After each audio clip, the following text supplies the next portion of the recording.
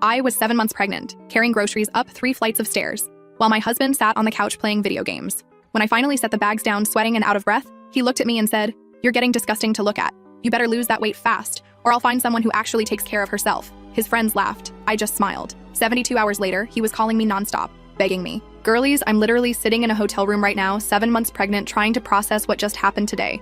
Like, am I overreacting? Am I in shock? IDK, but I need to get this out somewhere. Long post, sorry. So for context, Alan and I have been together for 5 years, married for 3. We met doing community theater where I was working on costumes and he was playing the lead. He was this super charismatic musician type who seemed passionate about everything. I fell hard. Things started shifting when I got pregnant. It wasn't planned, but after the initial shock, I was excited. Alan, not so much. He said all the right things, but actions speak louder than words, and his actions were spending more time gaming with his buddies and less time helping around the house. I told myself he was just processing the big change in his own way. Men, a mirate? Plus, this pregnancy has been rough. Throwing up nonstop for 3 months, then anemia, and now my back feels like someone's twisting it in half most days. Which brings me to today. I had just finished work and stopped by Trader Joe's on the way home. We live in a 3rd floor walk-up, no elevator, and my car was full of groceries. When I got home, Alan was sprawled on our couch playing Call of Duty with his headset on, surrounded by empty Monster cans. I asked if he could help bring up the groceries. He just waved me off and said he was in the middle of something important. So there I was, 7 months pregnant, waddling up and down 3 flights of stairs with heavy grocery bags. By the 6th trip, I was drenched in sweat. My back was screaming, and I could feel my ankles swelling inside my shoes. When I finally set the last bags down, I collapsed onto the kitchen chair, trying to catch my breath. That's when Alan looks over from the couch and says, "I'm not even exaggerating this.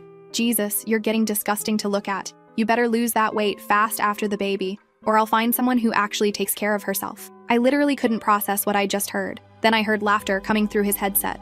His gaming friends heard him. He wanted them to hear him. Instead of crying or screaming like he probably expected, I walked over, smiled, kissed his forehead, and told him I needed a shower. The confused look on his face would have been funny if I wasn't dying inside. In the shower, with the water drowning out any sound, I finally let myself cry.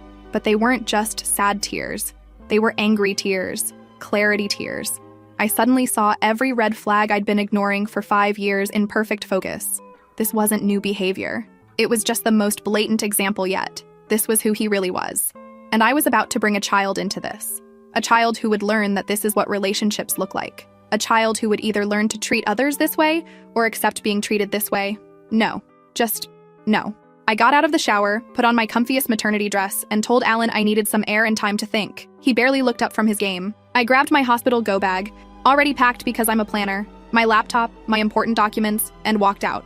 I'm now at a hotel about 20 minutes away. I've called my sister Anne, who lives about an hour from here, and she's coming tomorrow to help me figure things out. Alan has called twice and texted once asking where the leftovers are in the fridge. Not where I am, where the leftovers are. I need to leave him. I need to protect myself and my baby. But I'm terrified. I'm 7 months pregnant. Our lease is in both our names. Our finances are somewhat entangled, though I've always kept my own separate account where my paychecks go, thank God. I was counting on having a partner for childcare and expenses. But I keep coming back to that moment in the kitchen. The casual cruelty. The way he said it like he was commenting on the weather. The fact that he wanted his friends to hear it. I should have left years ago. I deserve better. My baby deserves better. I don't know exactly what my next steps are, but I know I'm not going back to that apartment tonight. Maybe not ever. Edit. A lot of people are asking if this was the first time he said something like this. No, it wasn't. There have been jokes about my changing body throughout the pregnancy, comments about how I used to be so hot, and questions about my plan to get back in shape. But they were always couched as concern, or wrapped in enough humor that I could tell myself he didn't mean it that way. Today was just mask off. Edit 2. To those suggesting I should have communicated better or tried to work things out, we've had many conversations about division of labor, especially since I got pregnant. His promises to do better last about 48 hours. I've suggested couples therapy 3 times. He's always too busy.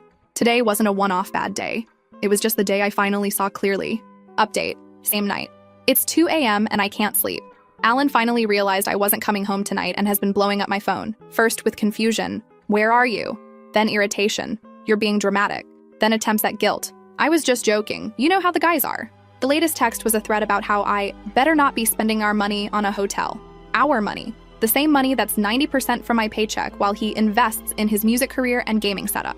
I've decided I'm meeting with a lawyer before I go back to that apartment. I've muted his notifications and am trying to rest for my baby's sake. My sister will be here in the morning. The baby is kicking like crazy right now. I put my hand on my belly and whispered, "I've got you. We're going to be okay." And for the first time today, I actually believe it. First update. It's been about 4 weeks since my last post, and I need to update because things have gotten so intense. Thank you to everyone who commented with support. Your messages kept me going when I wanted to give up. So after that night, when Alan called me disgusting for gaining pregnancy weight, my sister Anne came and we talked through my options.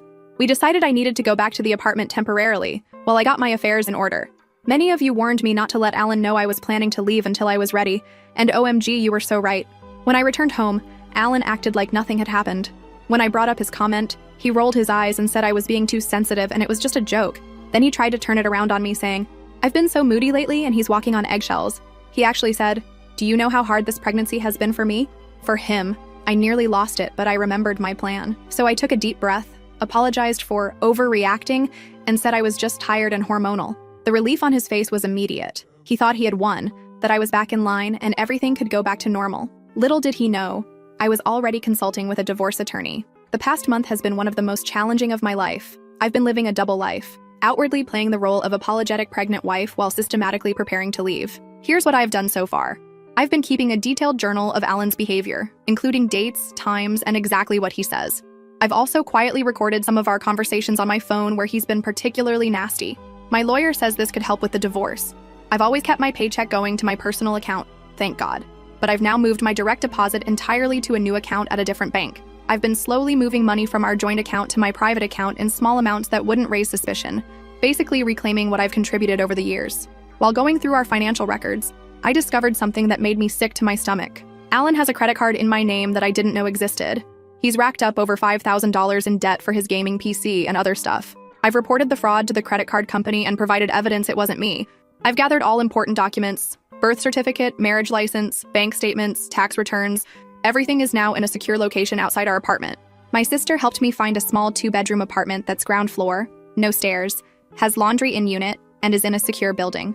I signed the lease last week. It's not fancy, but it's clean, safe, and mine. I've been quietly packing essential items. I've been slowly gathering my truly important possessions and moving them to my sister's place when Alan is out.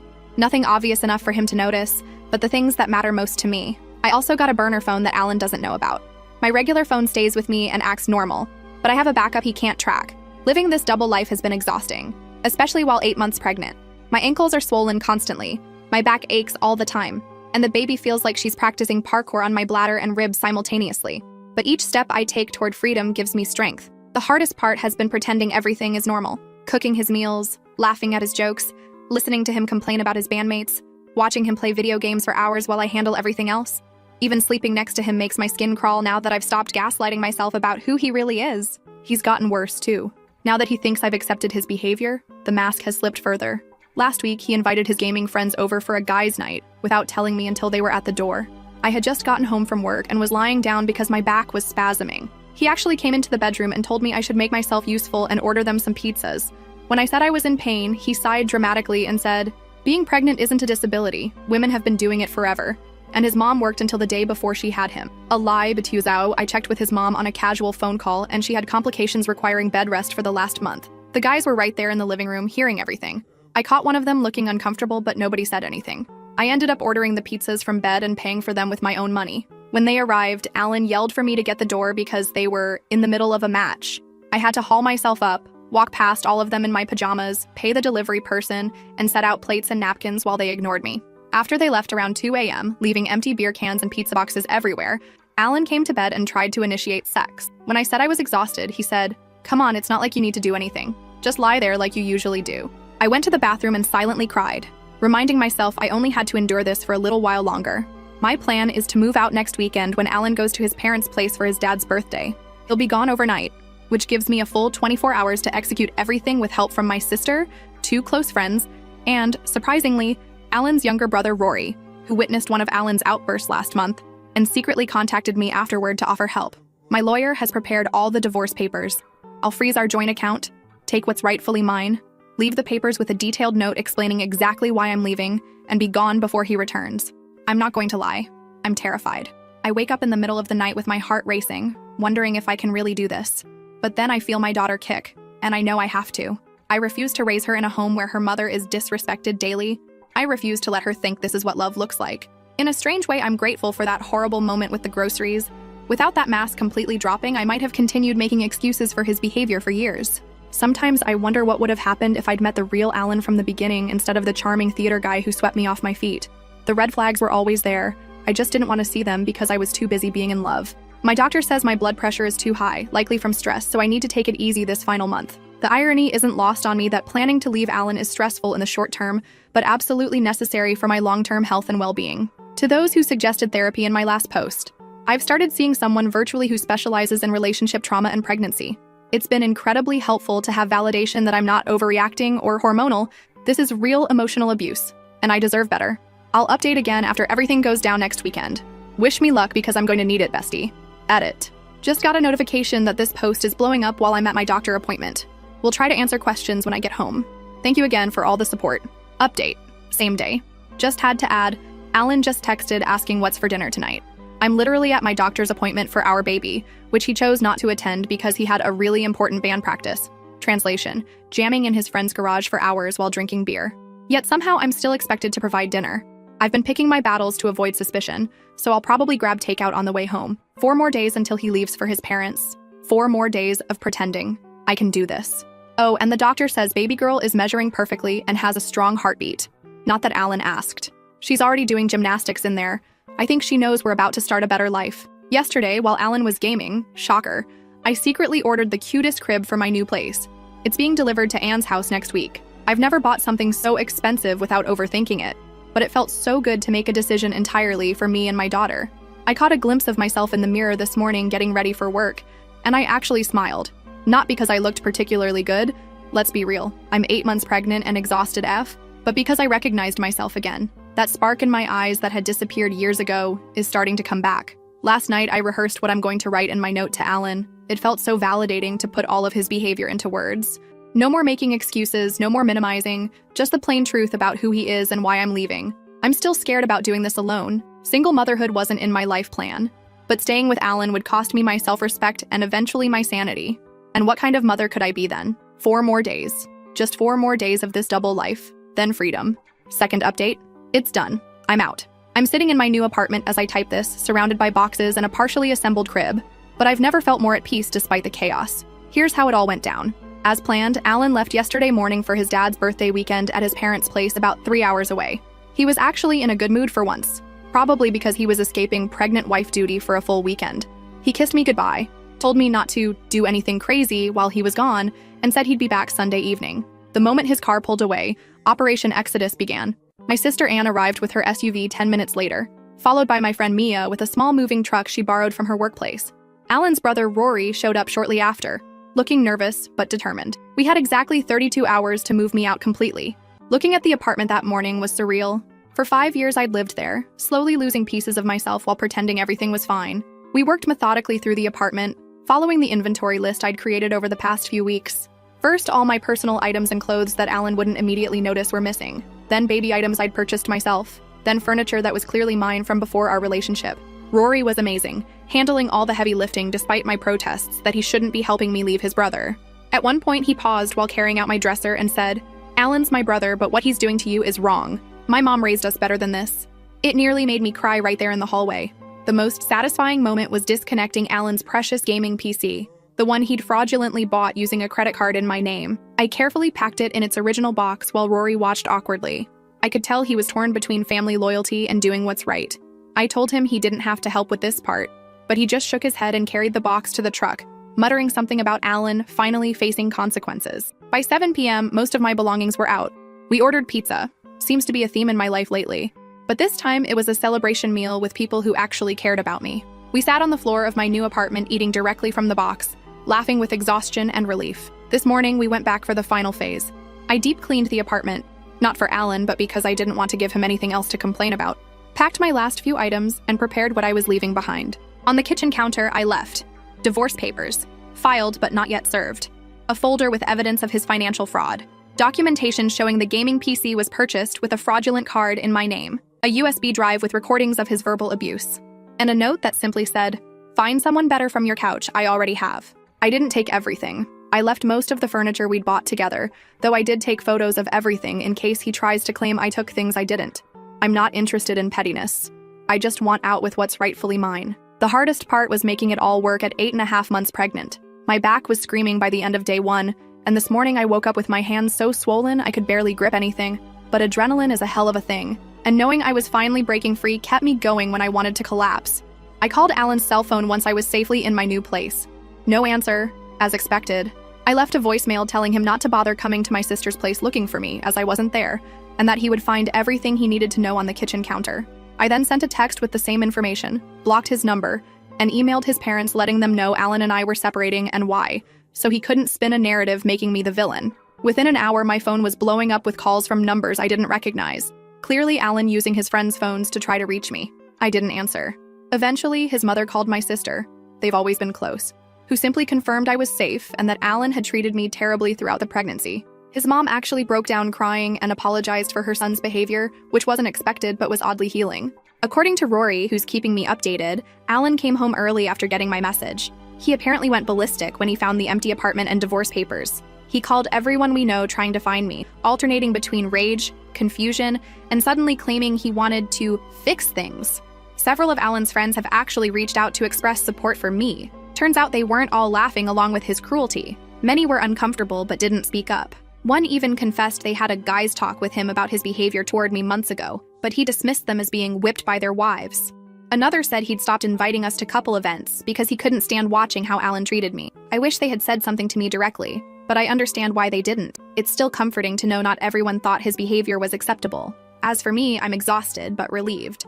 My new apartment is small but bright, with a park nearby and a small balcony where I've already set up a chair for morning coffee. My hospital is only a 10-minute drive away. I've changed my email addresses, created new social media accounts, and set up mail forwarding. I've told my workplace about my situation, and they've been incredibly supportive. The baby is due in just over 3 weeks, though my doctor suspects she might come a bit early based on my last appointment. I'm both terrified and excited to meet her.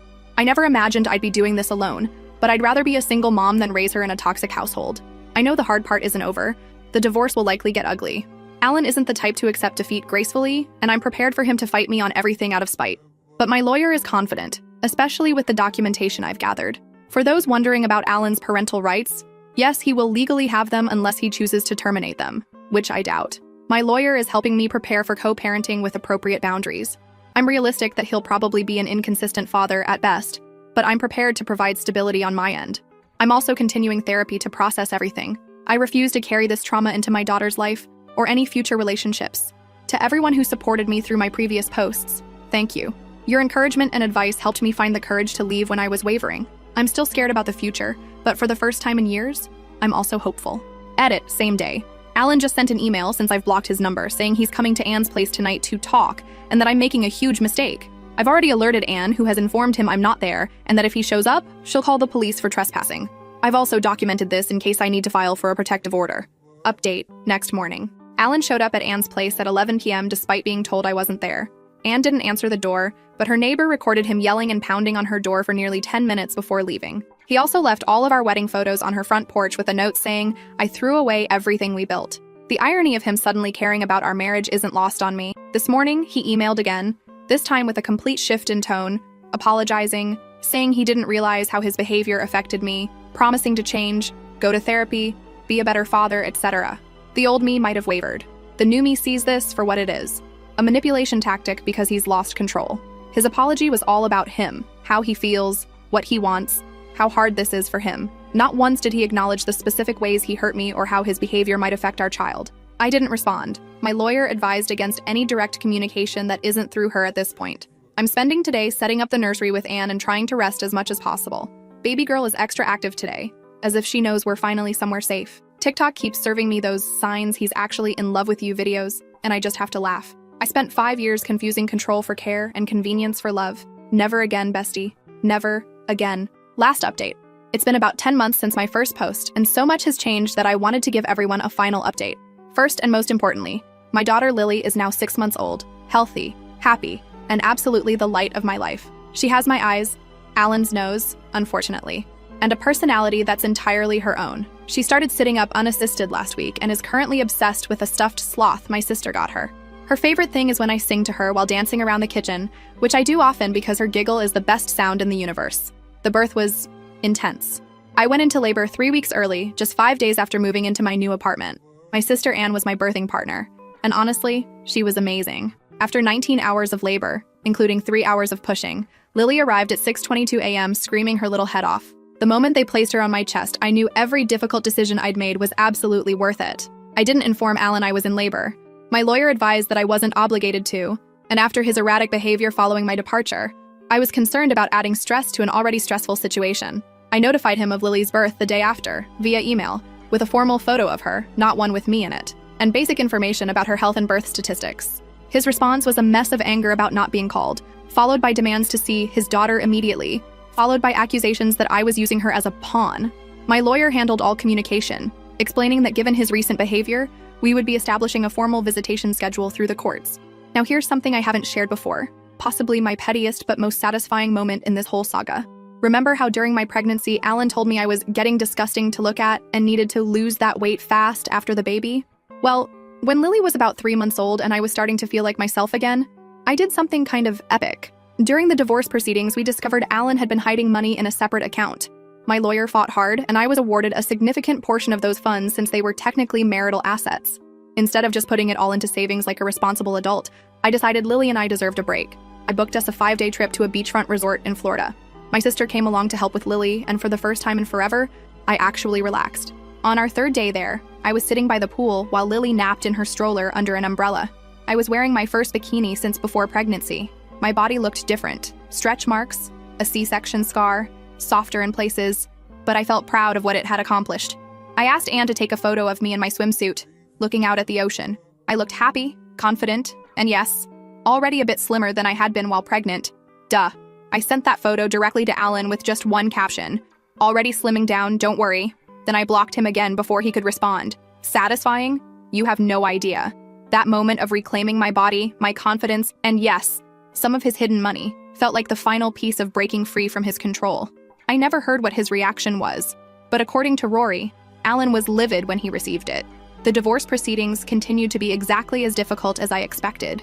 Alan contested everything possible, initially demanding full custody, despite having shown zero interest in baby preparations during my pregnancy, then our entire apartment's contents, despite leaving the furniture when I moved out, and even my car, which I owned before we met.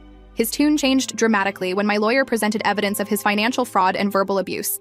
Suddenly, he was willing to negotiate. We finally settled 3 months ago. I have primary physical custody of Lily. Alan has supervised visitation for 4 hours every other weekend. Child support was set based on his actual income, which we discovered was higher than he claimed. He kept his belongings, I kept mine, and we split the minimal joint assets. He's responsible for the fraudulent credit card debt. Is it a perfect outcome? No, but it's one I can live with, and it provides stability for Lily.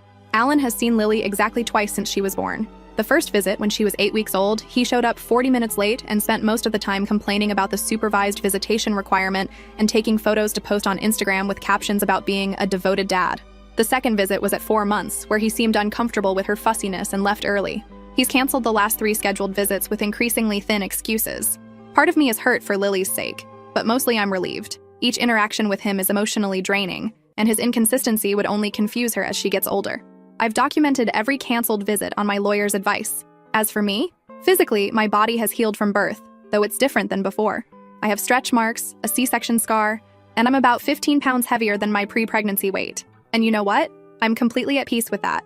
Financially, I'm stable. Not rich by any means, but the child support helps, and I've become much better at budgeting now that I'm not subsidizing Alan's music career. I've even started a small savings account for Lily's future. As for Alan, last I heard through mutual friends, he's telling everyone I had postpartum psychosis and stole his daughter and his money. He conveniently leaves out the part where he committed financial fraud and verbally abused his pregnant wife. His Instagram is full of posts about fighting for his rights as a father, despite continually canceling his visitation. Classic idiot. Sometimes I think about that day with the groceries, how at the time it felt like the worst moment of my life, but in reality, it was the moment that saved me. Edit. So many people have asked for a tax, baby pic, but for privacy reasons, I can't share Lily's photo. Just imagine the cutest baby ever with chubby cheeks and a smile that could end wars. That's my girl. I just received a text from a number I didn't recognize. It was Alan's mom, checking in on Lily and asking if she could visit sometime. Unlike Alan, she's been respectful of my boundaries and genuinely seems to care about her granddaughter. I'm considering allowing supervised visits with her, separate from Alan's time. Lily deserves to know the family members who will love her consistently and respectfully.